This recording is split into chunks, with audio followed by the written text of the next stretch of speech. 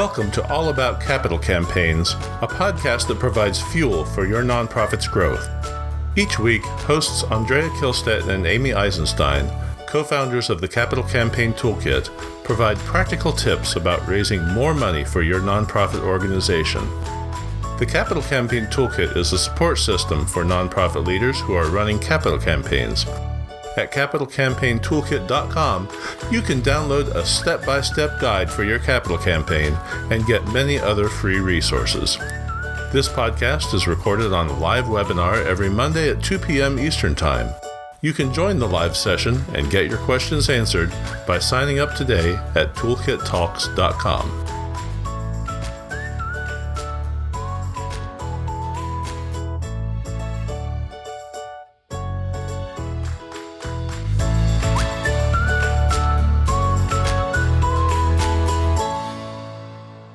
So let's go ahead and introduce our special guest today, Andrea.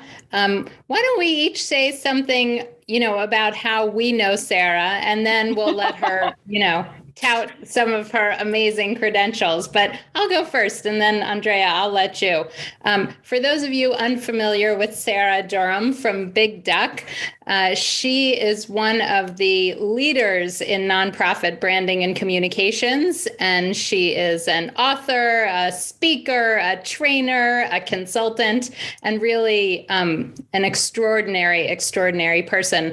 And she has been a colleague and mentor of mine for almost, I guess, a decade. And a decade. I think we're close. We're probably getting close to a decade, right, Sarah? That's right. And she's a woman business owner that I personally look up to in our space. And I can't wait to have an extraordinary conversation with her today. Andrea, what would you like to add about our guest? Well, before I add, I just have to tell Sarah, because she'll enjoy this, that one of the people who comes on this call regularly is Nana from Georgia, only she's not from the state of Georgia. She's from the country of Georgia. So we're always excited to see her on this call. It always gives me a little bit of zing of pleasure. So Sarah, I can't remember how I met you, but I met you a long time ago. Do you remember? I mean, I think I might have met you and Amy both through AFP conferences. I think it might be through AFP initially. Maybe. I don't know. Maybe. Anyway, I have when Sarah and I were just talking, her daughters are now seniors in high school. Is that right, Sarah? And when I first met her, they were small enough so that she was not keen on going out to dinner because she and her husband had decided they wanted to be home with their kids all the time because they were little twin girls. So anyway, it's a pleasure to have you with us, Sarah. She really is remarkable. And every time I speak with her, I learn things I haven't thought about before. So. All right, Sarah, so your turn. Why don't you fill in any blanks that we missed in terms of your credentials, and then get us started on the topic of nonprofit fundraising communications. Great. All right. Well, thank you both. While she's doing that, put your Q&A, put your questions in the Definitely. Q&A box. Chat in questions. Yes. Yeah. So what I will do is I'm going to, by way of my introduction, what I'm going to do is tell you a little bit about the kinds of things that I have been doing for a while and the areas that I consider in my wheelhouse, so that you can chat in. I mean, as Amy and Andrea have no doubt said over and over again, this is a forum for you. And the goal here is to keep this a fluid kind of, open conversation. So Big Duck is a communications firm that I started 28 years ago. And for 28 years, we have been helping nonprofits communicate more effectively. The thinking or the strategy behind that is that as a nonprofit trying to advance a mission, you have to communicate. You have to communicate with donors, with board members, with clients, with sometimes people in your community, sometimes policymakers. And communications in a nonprofit can be very complicated, sometimes very siloed. Sometimes very challenging to align the communications or marketing objectives with the fundraising objectives or the advocacy objectives. And so for 28 years, we at Big Duck have been helping nonprofits do that, to develop a sort of strategic way to communicate and to specifically develop their voice as an organization, their brand. Branding is a loaded word, but it's a word that I think is useful in this context. I wrote along the way 2 books. One of them is called Brand Raising, and we can talk about that. We can talk about what brand raising means. The subtitle here is How Nonprofits Raise Visibility and Money Through Smart Communications. Another area of the work we do at Big Duck is helping build communications team capacity in-house. So if you are a fundraising person, you're a development officer, and you are also responsible for your organization's communications, or you're working on a capital campaign, but you're trying to figure out how you should collaborate with those folks in marketing or communications, that's another thing we do. And I have a new book, which maybe we'll talk about more today, called The Nonprofit Communications Engine. And this book is subtitled A Leader's Guide to Managing Mission-Driven Marketing and Communications. And I wrote this book, and the work we do at Big Duck around this is basically predicated on the fact that oftentimes development people are in charge of communications and sometimes not sure how to do that. No, they know how to fundraise, but they don't always know how to think about some of the other aspects that can make communications advance the mission in other ways. And then the third area of work that we do a lot of at Big Duck is campaign-specific communications. So we develop a lot of capital campaign communications. Typically, the campaigns we work on, we are helping our clients raise lots and lots of money. A typical campaign for us is, $250 million or up. A $25 million campaign would be a small campaign for us to work on. That's because hiring an agency like us is expensive. And if you're trying to raise $2 million or $3 million, that's awesome. You probably shouldn't spend a lot of money on external communications. It's one of the reasons you're here. It's one of the awesome things about the Capital Campaign Toolkit. But along the way, working on many, many very large campaigns, including, I think, $3 billion campaigns, we have learned a lot about how do you write a case for support? How do you design a case for support? How do you get people to feel inspired and motivated to give? And I think actually maybe 6 months ago or so, you heard from my colleague, Claire Taylor Hansen. For those of you who are regulars, Claire showed up here and she talked a bit about capital campaign communications specifically, but we can get more into that today too. So we do brand raising, we do campaigns, and we do communications team building.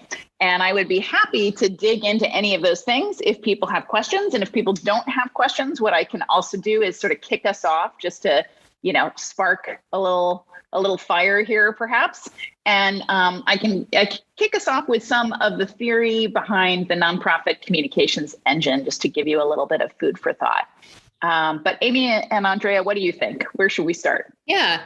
So I was going to ask you, what are the most common themes you hear from clients, from nonprofits, and keeping in mind that probably the majority of the people on the call, Sarah, are smaller, running $25 million campaigns or under. So, they probably can't afford Big Duck services. Maybe they'll get there someday.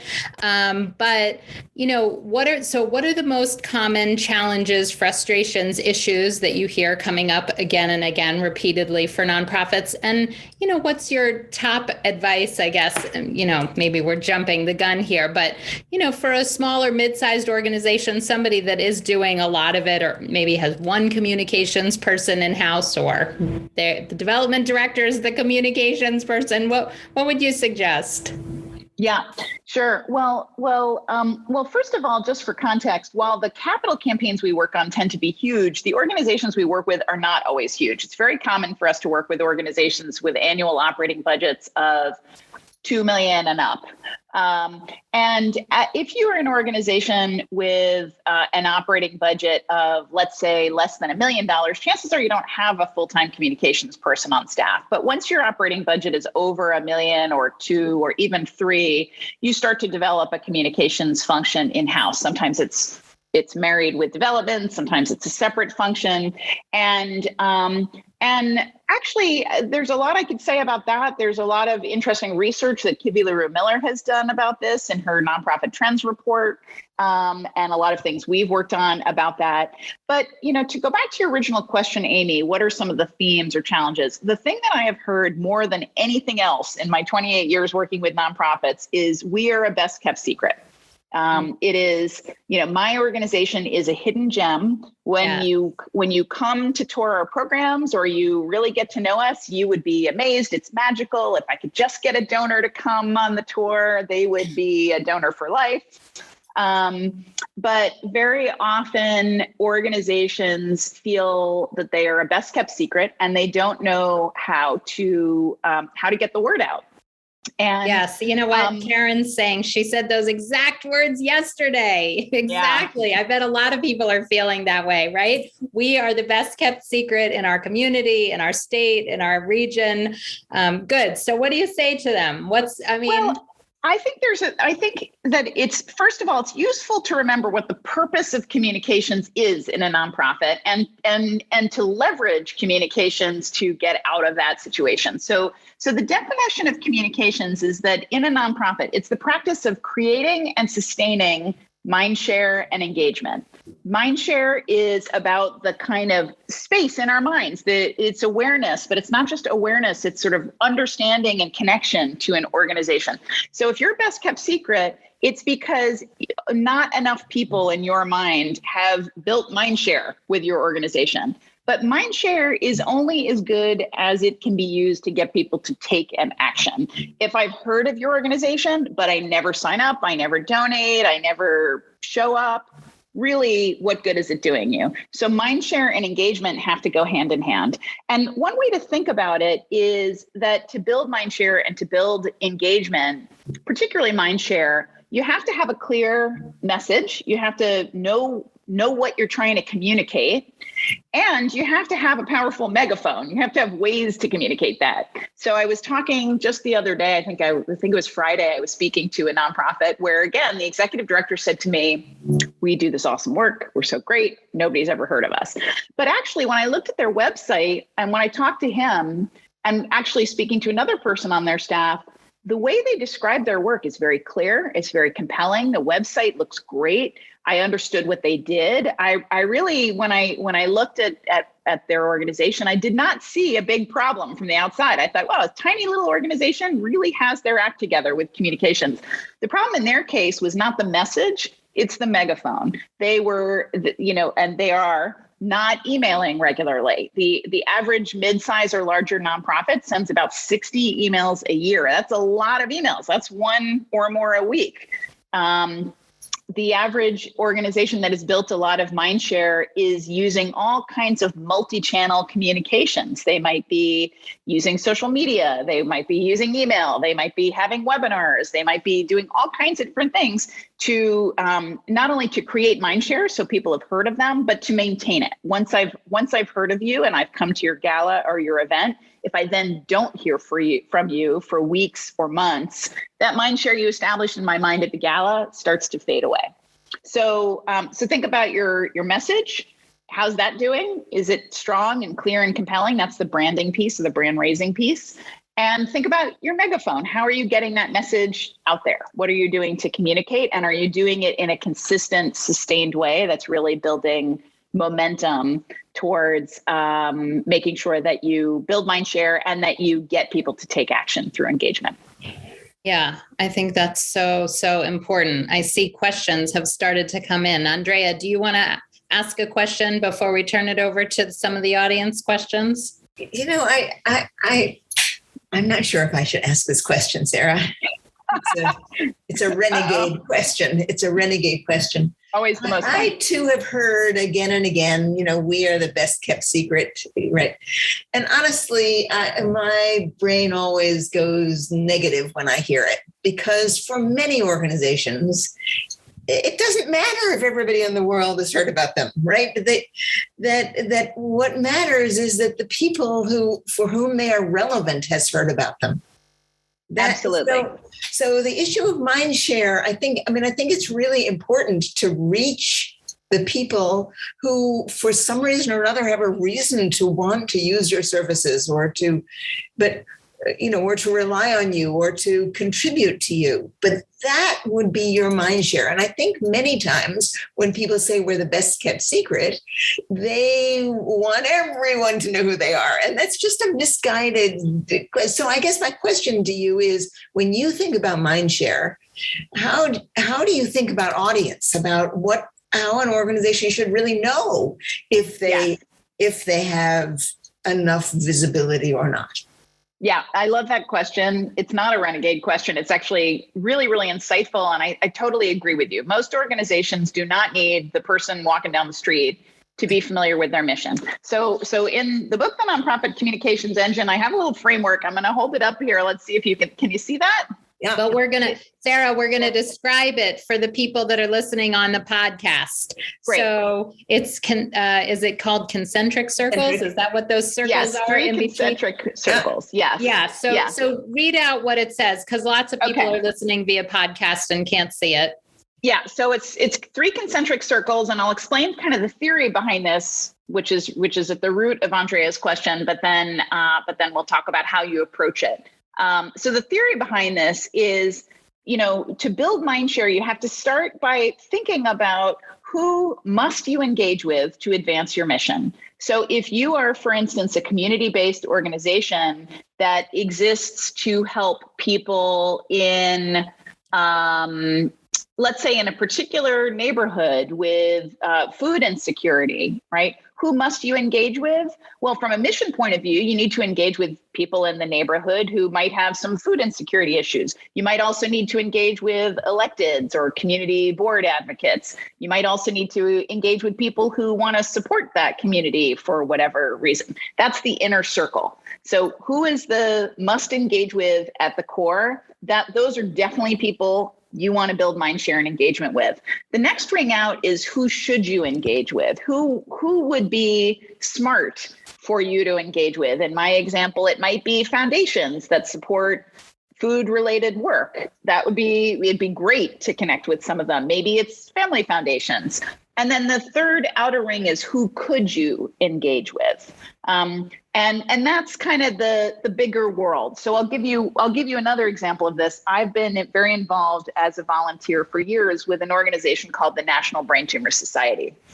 And the National Brain Tumor Society does a lot of patient support work and raises money and does research to find cures for brain tumors. So who must they engage with? Well, certainly people affected by brain tumors, but also clinicians, scientists, the NIH, the CDC, people who work in the space. Who should they engage with? Well, ideally, they might do education towards people who are at high risk for brain tumors or people who are recently diagnosed. And does it really matter that all of you have heard of them? Not necessarily. Not everybody in the world is going to know about this organization or engage with it, nor should they. That's the bigger outer circle. So if you're at the National Brain Tumor Society, you don't start with trying to get everybody in the world to know who you are. You would try to reach those core people who are directly affected, and ideally measure and benchmark awareness and perceptions with that core group over time to know that you've effectively reached them. Great. Thank you. That's super helpful. Yes. And it really focuses the conversation and probably puts it into context for everybody whose executive director thinks that everybody needs to know about them. So, it makes your task a little bit more manageable when you think about who is our audience. All right, let's go over to some of the audience questions here. Terry is asking, what do you feel are the essential components of a case for support? Yeah. Okay. So a case for support, the way I think of a case for support is that it fundamentally has to do 3 things. First, a case for support has to be inspiring. It must inspire. If you're going to ask a donor to make a gift that is beyond what they've given in the past, they better be psyched to do it. The second is it has to be informative, but the right amount of information. So if I am a donor who's particularly interested in let's say the science of the National Brain Tumor Society, then that case for support needs to give me just enough science that I understand what it's about. But if I'm a donor who's interested in the warm fuzzy, how people's lives are transformed, maybe I don't need a ton of scientific information, right? So the right level of information is important. And then the third thing I think a case for support has to do is it has to be very credible. It has to reinforce the idea that this is a good investment, that I am not, if I'm making, a really significant gift, that I'm not kind of throwing it away. And credibility is oftentimes not told, it's demonstrated. So when my name is misspelled, when somebody doesn't get back to me promptly, those are dings on credibility. I wouldn't encourage an organization to do a lot of writing about credibility, like to say we're very credible. So inspire, inform, and maybe another way to talk about credibility is reassure your donor that it's a great investment. I don't believe that a case statement or a case for support has to be any particular length. Or any size. I see there's a couple questions about format. I have seen really, really compelling case for support case statements that were like tiny, little. I've seen incredible case statements that were just Microsoft Word documents, so beautifully written, so moving. And I have seen beautiful, sexy, 64-page, glossy, full color photo case statements. And those are great too, if your donor expects that. And if you're asking somebody for like a 7-8 figure gift, they might expect that. Yeah. So let's expand on that a little bit, Sarah. Talk about some of the creative, innovative formats you've seen. I mean, we've been talking about, a case statement doesn't just have to be a brochure. These days, it should be a video. It should be a slide deck. It should be. Have you worked with any organizations to go beyond the sort of traditional formats? Absolutely. Yeah. I mean, in pre-COVID times, the approach that most organizations took, not all, but many organizations took, was they started by producing one kind of flagship print piece, the kind of piece you could, when you're having a face-to-face meeting with a donor, you could hand to them and walk through, and they could take it home and they could say to their spouse, look at how cool this is. And that piece, the writing and design of that piece, would give you all of the visual elements, all the copy you'd need to make all kinds of other stuff throughout the life of the campaign. But actually right before COVID, and certainly in COVID, what we have seen is more and more organizations starting with the lead piece being a deck, either a PowerPoint, sometimes Google Slides. We're seeing a lot of Google Slide decks where it's still ideally designed and beautiful. It shouldn't feel, like it's like, some Microsoft template thing. It's got to have a little bit of razzle dazzle. But the beautiful thing about starting with the deck is that you can really customize it. So to go back to what I was saying earlier about a case for support being informative, if you're talking to a donor who cares about something and you're putting together a deck, you can strip out all the slides that aren't interesting for them and layer in more slides that will be. The other thing we've seen a lot of organizations doing is building either in Wix or in Squarespace, building a campaign microsite. So Wix is a really, really easy website building tool that a lot of nonprofits can, build your own website in very inexpensively. It's particularly good for a capital project where there is actually a building or a thing where you might want to post photos of construction or, a new this or a new that. And what's really nice about using a tool like Wix is you can keep people coming back to the site and keep them informed about the campaign, like construction progress, things like that. A lot of organizations do create videos, and I honestly have mixed feelings about that. The only organizations I've worked with who've done that successfully are organizations who already do a lot of videos. Like video production can be expensive and it's time consuming. And if you already have the mechanics for that, the team for that, people who understand, your messaging and all of that, great. But if you don't, it can, a video can cost $20,000, $30,000, $40,000 to produce. And many donors don't want a video. So I think you have to be strategic about whether or not that's, good to enter into the mix. Yep. I think that's a good point. All good points. All right. Julie's asking, what's one thing I can do to increase the engagement we get for social media posts? So before you answer that, before you dive into that, I think as I was watching the chat that Julie is in Chile. I think cool. She's from Chile. So Julie, I hope you speak Portuguese, but anyway, that's neither here nor there. I just wanted to call that out because I called out Nana from Georgia. So I had to call out Julie from Chile. Now you're on. Our international cheerleader. Yes. She says yes. She's in Chile. Yes. Right? She speaks Spanish though, Andrea. Spanish, not Portuguese. Okay. No. So what can you do to increase engagement in your social media posts? Well, social media is a dialogue. It's a conversation. So for starters, be in the conversation for real. Don't just post on social media when you are trying to promote a thing.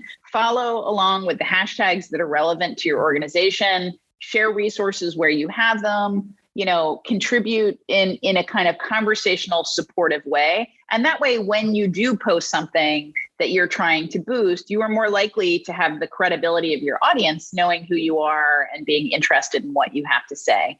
In a kind of related note, I think it's really important with social to stay in the conversation. A lot of organizations with limited capacity might do something like, just go online and post one thing twice a week and just to get something out there. And again, you can do that. But if you're not following the conversation every day in real time, it might be that your community is very caught up in something and that post you just made feels inappropriate to the conversation that they're having or feels like it's not the right thing at the right time. So, stay in the conversation and post things that feel relevant and useful and helpful, not just things that are promotional for your organization.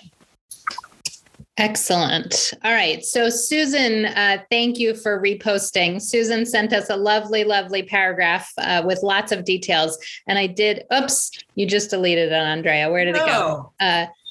Or somebody. Okay. So Susan's question is, how effective is rebranding? But I was going to say, she sent us so many details. And I asked her just to narrow it down to one sentence, because it's hard for us to listen to, follow the conversation and read all those details at the same time. So thank you, Susan. So how effective is rebranding? And that's almost a loaded question, right? It's not a loaded question. It's a great question. It's honestly, Susan, it's a question I think more organizations should ask. And it's as somebody who's been working in nonprofit branding for a very long time, probably about 10 years ago, we started asking that question ourselves. We started saying, we hear anecdotally from our clients that rebranding was a good idea. It made them feel, like they got a sort of fresh coat of paint. It was energizing for the staff, energizing for donors, but does it really work? What were the organizations who set out to rebrand trying to do? Were they trying to raise money, raise awareness, get new board members? And did they actually do those things? So back in, I think 2017, and I just chatted out a link to this, we hired a market research firm called the FDR Group, and we conducted a survey with them where the FDR Group recruited nonprofits who had rebranded, and we suppressed Big Duck's clients from this list. So this was not just us talking to our clients saying, hey, did rebranding work for you? It was really us going out to organizations we did not know and asking them if they had rebranded. We asked them specifically why they rebranded, what they did that they called rebranding, like what were they changing, and what were the outcomes? Did they achieve those things? And I just chatted you a link to an ebook where you can download the results. The takeaway was, yes, rebranding does work. It works in particular if your organization is rebranding at a time where there is other significant growth and change. So if you have a new executive director, a new kind of, visionary change in your leadership team, a new strategic plan, the organizations that rebrand around those kinds of big life cycle moments are the organizations who say they get the most impact from rebranding, which makes perfect sense, right? I mean, if you're going through a big organizational moment of change, the rebranding becomes a way you express that change publicly. And so it's sort of correlated with all of that change. We also, one of the most interesting findings from that study that we looked at was, is it better if you're going to rebrand to change little things and do it kind of in a subtle way? Like, should you change your logo this year and your tagline next year and your website the year after that? Or should you do one big flip the switch and change everything all at once? A lot of organizations are very wary to make big changes at once, particularly if you have a name or something, really dramatic that you're going to change.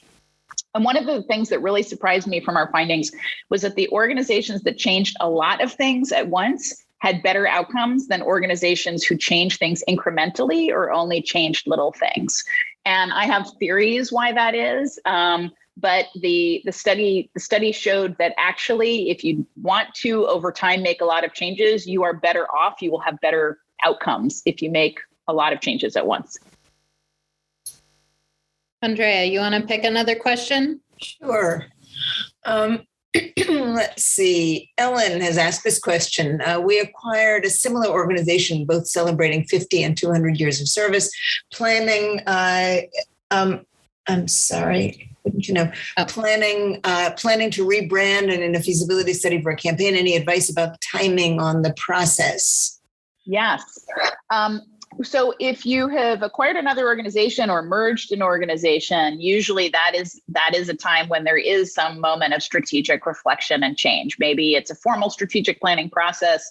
Maybe it's not, just it's informal, coming together of the two legacy organizations to talk about how they now become one.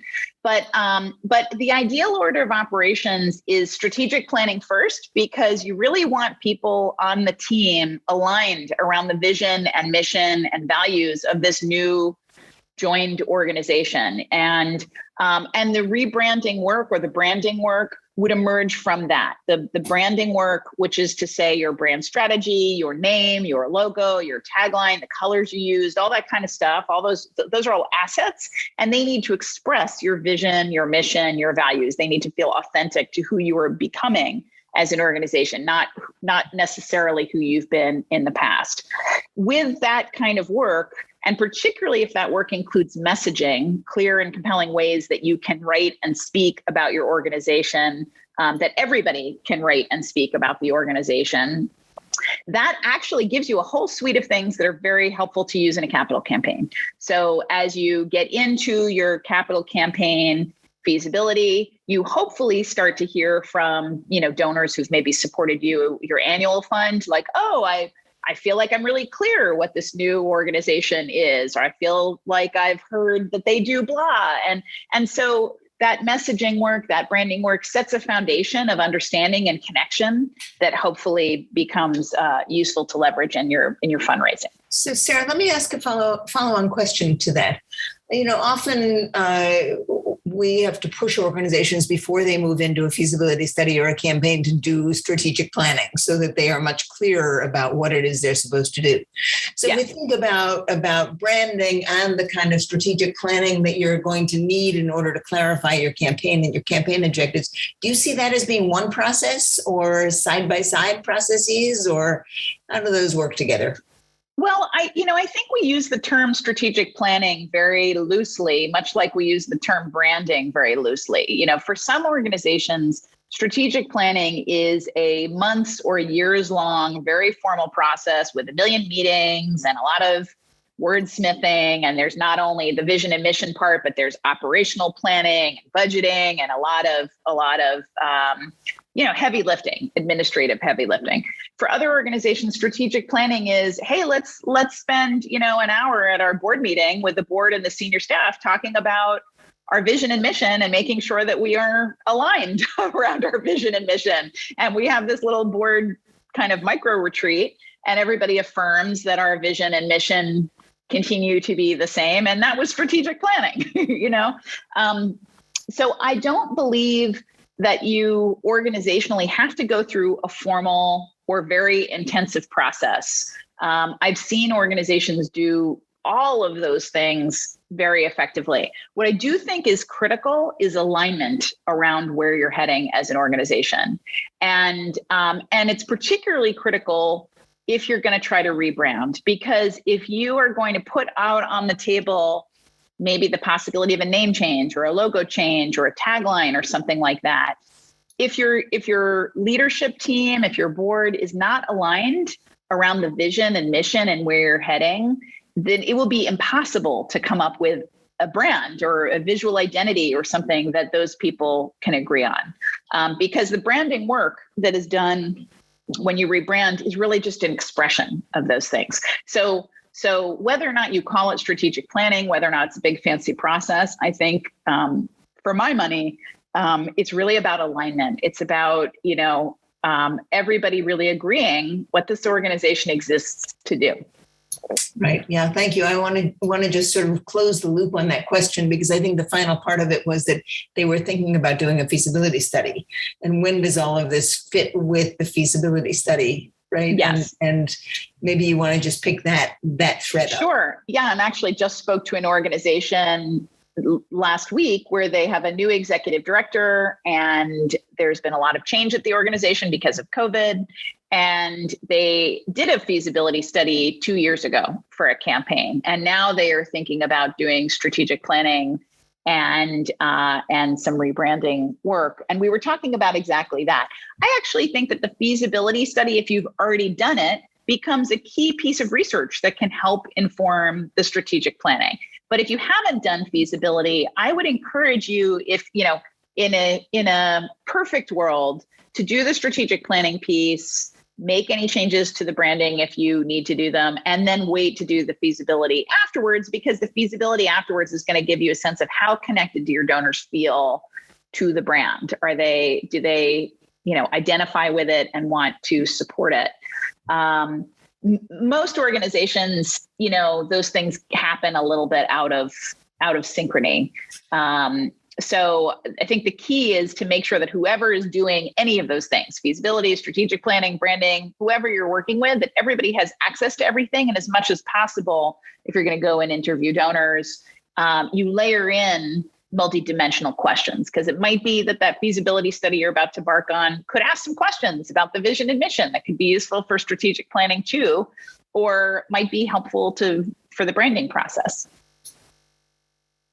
Excellent. All right. So we are going to take our seventh inning stretch, literally and figuratively. We're going to take 30 to 60 seconds now to let everybody stretch. And we're going to talk about a couple of opportunities here at the Toolkit for people to join us. And Sarah, if you have something to promote or share, I'm going to give you in just a minute. So the first thing I'm going to post in the chat is an upcoming webinar that we have on Friday, October 1st, which is this coming Friday. Andrea and I will be doing a webinar called How to Plan an Effective and Efficient Campaign Using New Tools and Technology. So I've just posted the link in the chat box. If you're listening on a podcast, you can go to our website and learn how to sign up for this free webinar.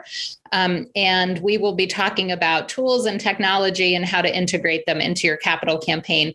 If you think your executive director would benefit from hearing from us, or board members, please do go ahead and share that link with them. The second thing I want to share, and then I'm going to let Sarah share one of her resources, is we have a program called Capital Campaign Toolkit Mini Campaigns, and it is an 8-week program. And the goal is to raise $100,000 or more for a small effort. And the timing couldn't be better for your year-end fundraising. If you want to raise $100,000 or more with us as a team in the next 8 weeks, we're starting it in mid-October.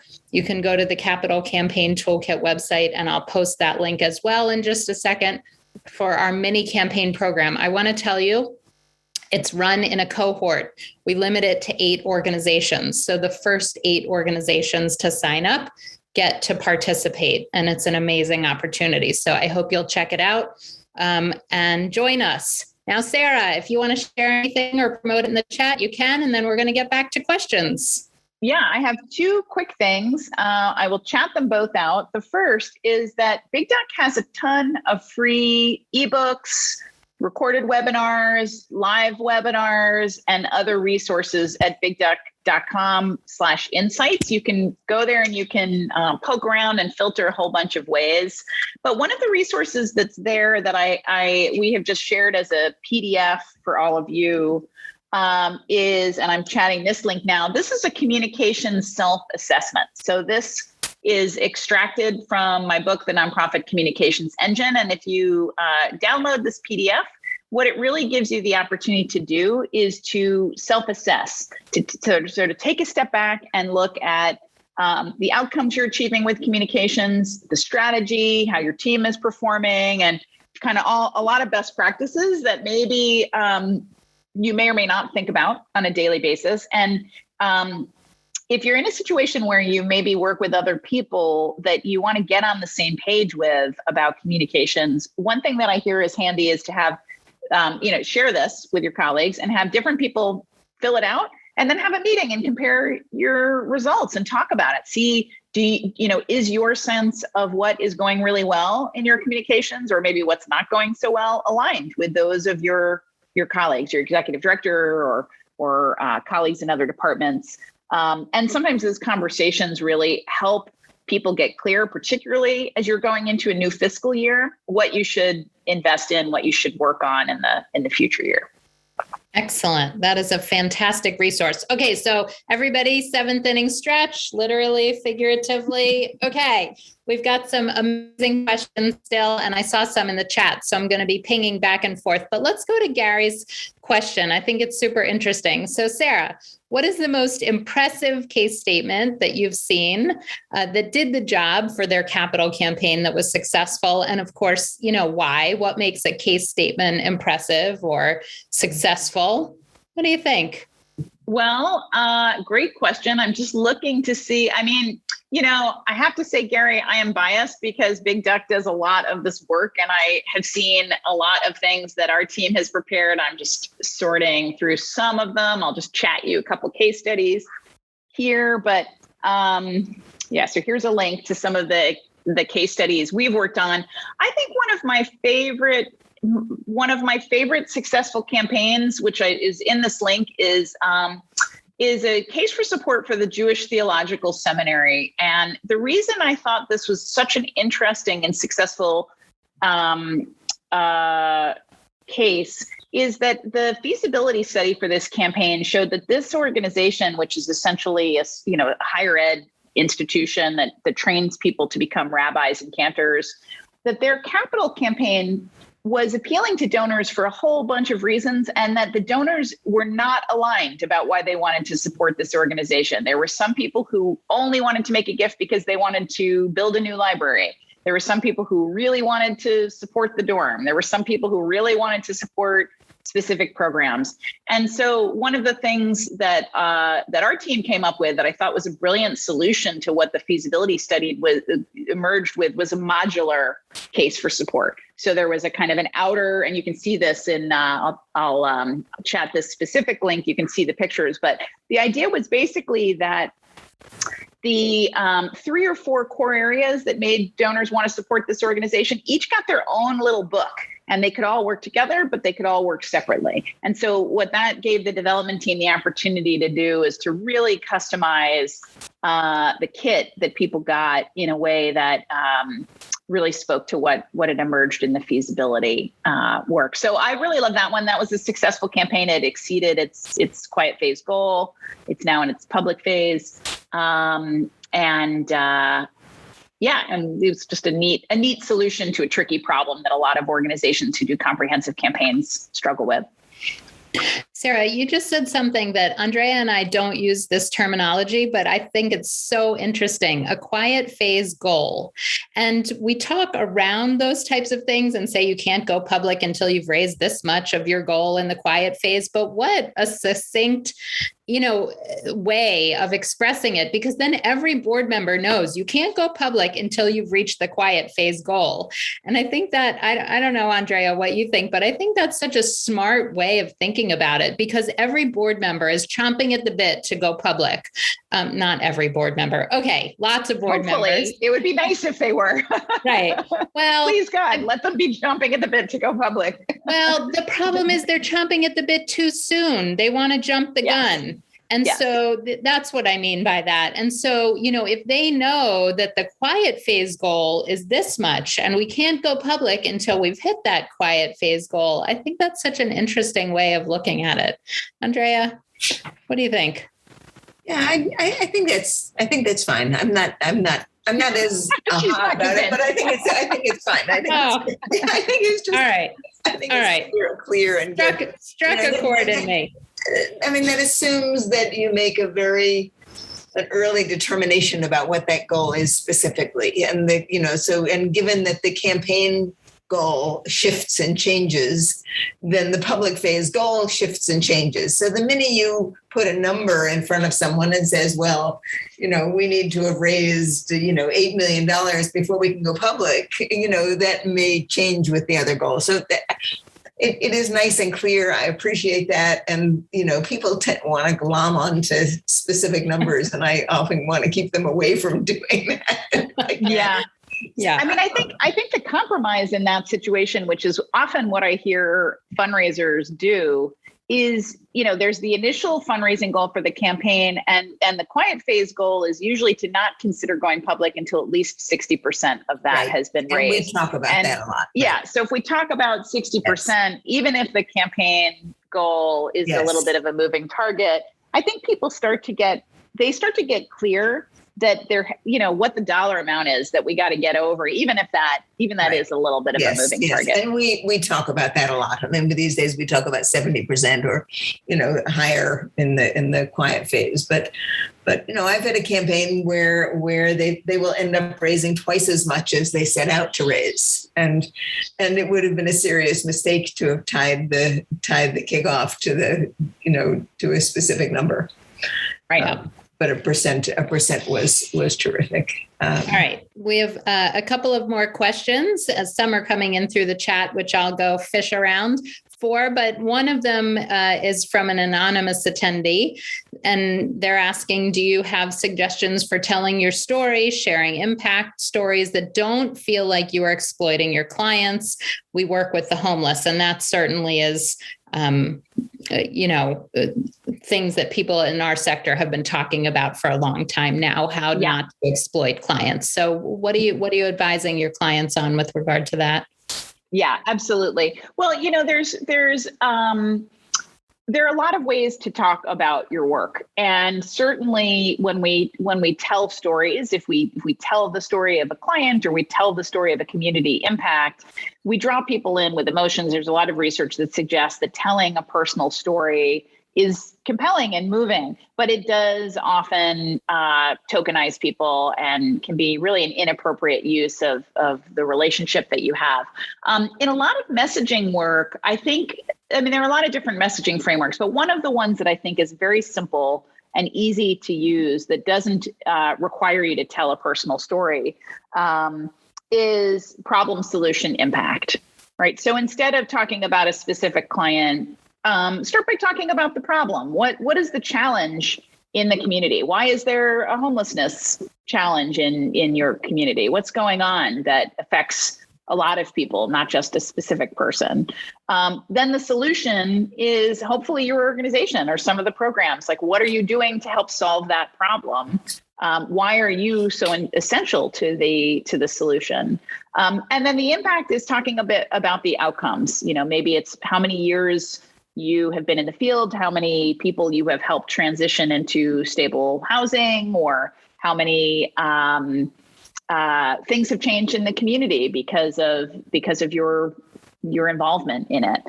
So problem, solution, impact is one way I think you can avoid talking about individuals and tell a compelling story. I think one of the things that is also part of the best kept secret problem, kind of goes back to that, is that so often you, as a person in your organization, you know so much more than people on the outside do about who you are, what you do at your organization, and why it's important. And so sometimes people inside organizations forget the person on the outside that they're writing to in that email or talking to doesn't know all the stuff about the problem or the solution. Sometimes we use a lot of industry jargon, and the person you're talking to doesn't know the industry jargon. Sometimes we take for granted that people understand there even is a problem, like that homelessness is a problem in our community. That feels like the kind of thing that a lot of people I know would think they wouldn't have to explain, but actually talking about that is not only useful for people who may not know, but it sets groundwork, right? It sort of grounds people in this is what we're talking about, and this is really important. As opposed to just leading with, oh, we do X, Y, Z, PD, and Q, which sounds kind of like a sales pitch. So problem, solution, impact is one of many approaches, but there are a lot of approaches to messaging work, and that's a big topic. I'll send you somebody else from Big Doc to talk about that. I mean, that helps.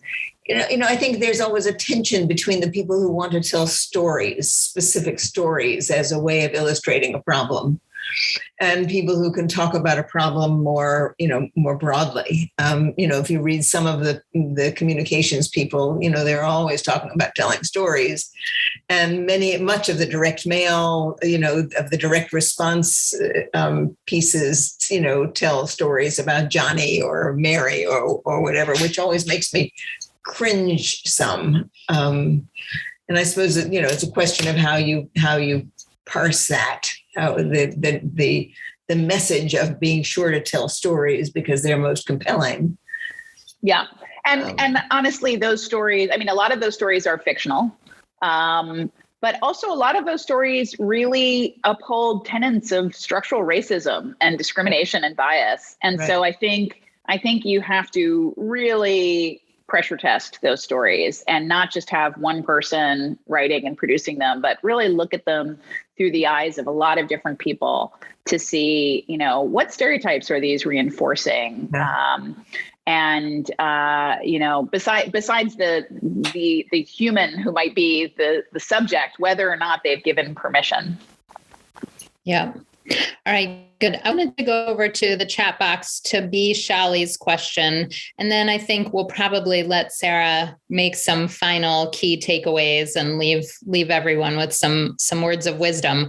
But Shali's asking. It's Barbara Sally. We know Barbara.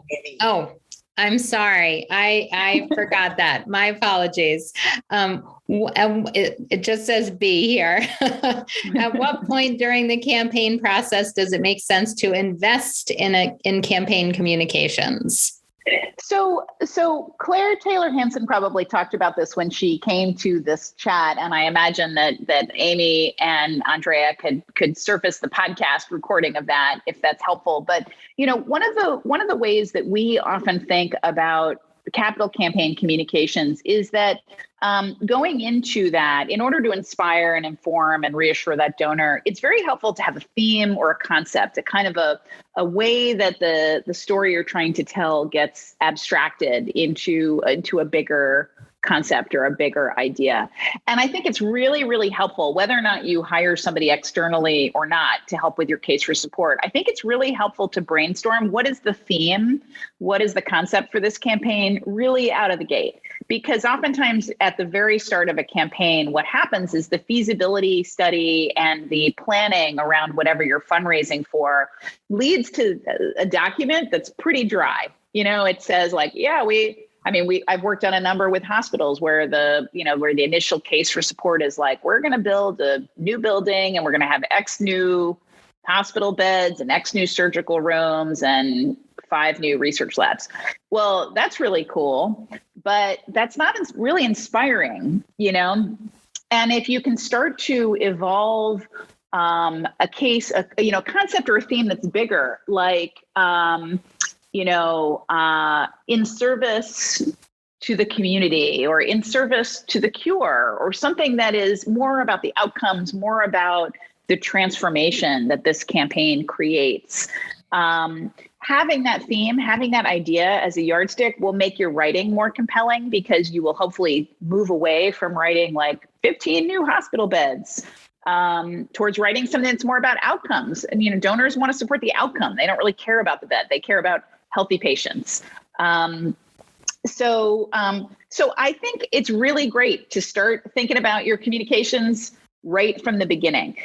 If your lead donors are likely to be people who are very close to the organization, like board members, odds are pretty good they're going to be pretty forgiving. And you hopefully can go to them with something that is like, we're fundraising for 15 more hospital beds, and they will hopefully feel connected enough to the organization to still support that. But the minute you're going to try to broaden the pool, I think it is really important to think about the communications as a way that you are going to reach and engage people and inspire them.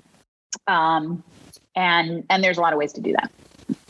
All right, good. I just want to remind everybody that for our paying toolkit subscribers, our members, we do have some templates for communication plans and sample communication plans for those of you that are in smaller or mid-sized shops that may not be hiring a communication firms.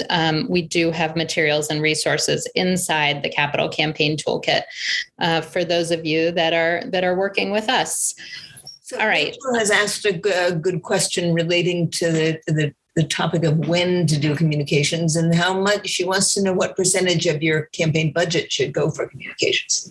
Yeah, that's a great question. And it's not one, Rachel, that I have an easy answer for, because I have seen organizations. I've worked on $1 billion campaign where almost no money was spent on communications.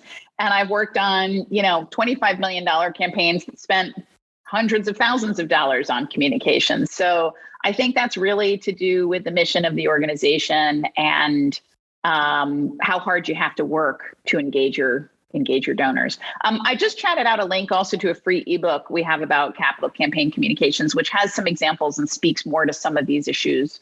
So that might be a useful resource too. Great. All right. I want to leave enough time, Sarah, for you. I know we're wrapping up here. So if you want to share some final words of wisdom and maybe key takeaways. I guess my key takeaway is to think of communications, whether it's part of a capital campaign or day-to-day communications or around shorter fundraising lift, as a strategic thing, not just a thing to get done. There is a tendency sometimes to think of communications as, I just got to get this e-news out, or I just got to get this thing done. I just got to tweet. But I would encourage you to always go back to the question, why are we tweeting? Why are we sending out this e-news? Who is it for? What do we hope to achieve with that? Asking those kinds of questions and building a muscle around asking those kinds of questions. It's really easy to do. You don't have to pay a consultant to do it, but it will cause you to challenge your assumptions about what you need to do and how to spend your time, because your time is extremely limited, especially in a small organization. And so as you start to think about who is this for and what are we trying to achieve, I hope that will help you make better decisions and better communications. Excellent. Sarah, as always, the clarity of your thinking and your ability to be articulate about these topics is awe-inspiring. Oh, thank you.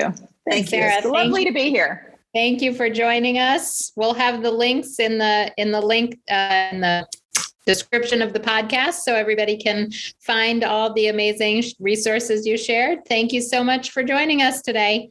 We'll see you guys next week. Bye, everybody. Bye.